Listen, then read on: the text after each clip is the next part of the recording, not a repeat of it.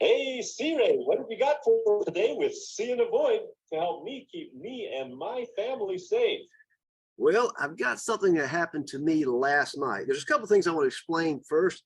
In the situational awareness we're using, let me pop over the screen here. If you look to the right, this color code system. Now, through all the training I've done, there's been multiple color code system. This one here, there's like 15 different shades. I can't even read it and make it through. Here's another one that's very famous that we could go into. But when I learned those, it was so complicated. And I'm sitting there thinking, I'm more worried about what color I am than what's going on. And I figured if you can run every intersection in the world with 3 colors, that's probably enough. That's where that comes from. The green is our normal operating where we're looking. And of course, you know the whole system. But let me tell you what happened last night. We were going to pick up a child and we had to meet. It was about an hour away. We pulled into a spot that we go quite a bit. Let me pull this up. Okay. If you see this white vehicle right there, that's normally where we'll park in that area. So we'll come in here and we come around. Sorry about this. I had blotted out the name there, and we'll park right here. So last night, it was later than normal when we went. I pull in and I'm first running the green part of the situational awareness. So I'm checking here, looking for oddities. Didn't see anything. I did see a car parked back over here in the woods, back in a little cul-de-sac. Everything looked good inside. And I pulled up to here. Well, if you notice, there's a tree here and a tree there. So I actually, once I pulled, I backed up a little bit to an angle. I don't know if you can see this, but I backed up a little angle. And Erica kind of chuckled when she saw that, because now I am sitting with the old black Gladiator about like this. Now, the reason I'm there, because I'm always thinking the way I think. And if someone pulled up behind me, I can either exit this way or I can exit that way. You know, I just don't want to be blocked in. Same thing at a stoplight. I leave enough room that I can get a vehicle in there. If I can turn, I will. If I can ram, I need to, but I'm not going to sit there and can't move it. Let's play this out. I pull up and I'm right here. I get out and move some gear over so the person we're picking up will have a place to sit. But I pull up, I stop, I look around, and kind of check everything before I get out. I pop out, go do it, get back in, and I'm sitting there and I'm actually listening to, for some reason, Waylon Jennings. I just had the need for some country music. Well, I start to notice some activity and some movement. There's a guy that's walking this way here.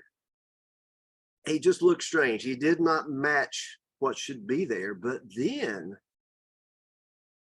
back here, there was another guy that he started glancing at, which my windows are black. You can't see me. So when he got about in this location here, I pop my, let's say it's a cordless drill out. It makes holes and it doesn't have a cord. So I'm sitting there just waiting to see what this guy does. And he walks up and makes some big gestures at the front of the vehicle, while this guy continues to move forward. Well, I switch from the side with my cordless drill to the front, and I've got it sitting up right below the dash, but not in front of the steering wheel, because the worst thing to do is get your cordless drill stuck in the steering wheel when you need to do some cordless drilling. So anyway, I told him, no, go away. No, you know, and as I'm looking the guy over there, I reach down, pop it in reverse, and I back the vehicle with the headlights pointing at him. And as he moved, I continued to back up. And the other guy started shaking his head like he was upset. And then as they started to walk off, then we actually followed them. Oh, we followed them here. And then we went out and we went on down the street to another spot and actually called the person we were meeting and told them that, hey, we're going to meet at a new place. I don't know what their intentions were, but they were working as a team. And if they were together, that's different than one being in what I would call an ambush situation. Everything that we did in situational awareness popped in during that moment. You know, it's just as soon as that guy got close enough, then I'm running to yellow. And you know what I'm checking for there? I'm going through that. And thank God that we never got to the red zone, which that is when something really starts to happen. But it was my choice to get out of there. Well, and you totally benefited from being situationally aware. I mean, right according to plan. But then, you know, you mentioned something. You took action. Why is that so important? But, you know, I don't know if you know the story of the Boston Strangler, but when they finally called him, they asked him how many people got away. And his comment was everyone that resisted. So you think everyone that got murdered and raped, whatever combination of that is, they allowed it. And that's that in that green zone, you know, we got a baseline, we pick up an oddity. If there's an oddity, we have to take action.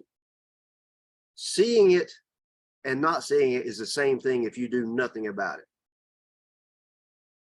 It was really neat, these things, as we're making them for Daddy Fight Club and filming and teaching, Erica is seeing it and taught it, and she's lived it. The smile that was on her face, she was like, this could have been bad. And the key to that whole thing is I acted as if. Remember, we always act as if. We don't want to be blindsided. Because if you play the other side of that, you're sitting there looking, if I was looking at my phone, not paying attention, didn't check anything, I've got one guy in the front, I've got one guy right there on the window. Now, if they had some type of weapon, I'm dead to rights. I had no reaction time. The only advantage I'd have on the guy on the side is I've got really dark tinted windows, but still, I'm just on the other side of glass. There's no safety.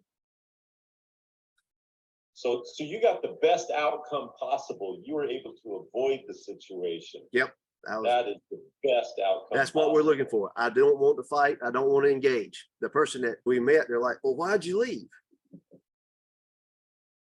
The person had the ego. And the thing about the situational awareness and the checklist, it removes the ego. This is data. They were up to something. I don't know how bad it was, but when I stopped it, their reaction and how that guy was, the number 2 guy was shaking his head, that was proof. There was something that they wanted that I had. Wow. That is that. I mean, thank you for sharing that. So where can I go deeper if I want to avoid that happening to me?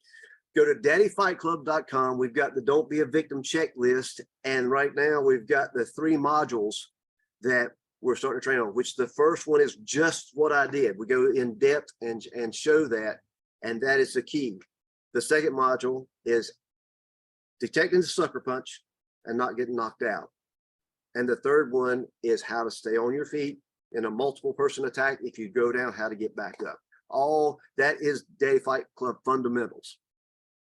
Awesome. Thank you for sharing that with us today. And I'm sure everyone can use this. So go to daddyfightclub.com and get your Don't Be a Victim checklist. Hey, we got one life. We need to stay ready. Have a great day, Carlin. Hey, thank you. You too.